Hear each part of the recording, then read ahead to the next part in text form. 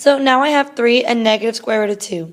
We learned the irrational conjugate theorem earlier in our lessons. So whenever you see the negative square root of 2, that means that another part is also positive square root of 2. So you're going to need all 3 of these terms. What that looks like is, remember, you're using opposite signs. So it's x minus 3, x plus square root of 2, and x minus square root of 2.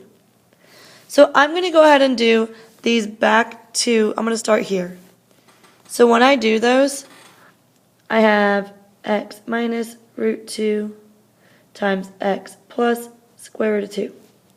I'm going to go ahead and do long multiplication. Square root of 2 times negative square root of 2. The square roots are going to cancel, and then positive times a negative gives you a negative. Next, I have square root of 2 times x is root 2, and I put the x in front so you don't think that the x is underneath the square root. Put my placeholder of 0. X times negative root 2 is negative x root 2. Once again, that's just so it doesn't look like the x is underneath the square root. And then x times x is x squared. I'm going to go ahead and add my like terms, and I get x squared. Notice how this middle term zeroes out. The positive and negative cancel each other, but I still want to put the 0x as a placeholder.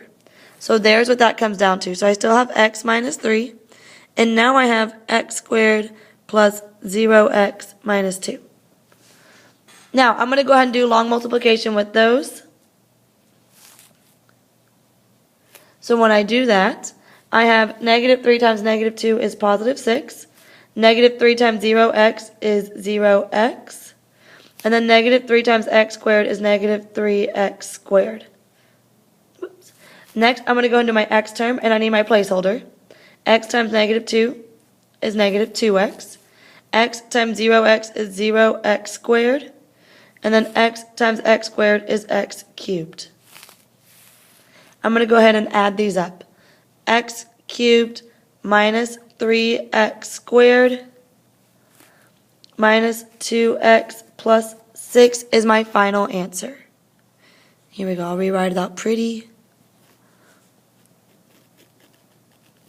And there you have it.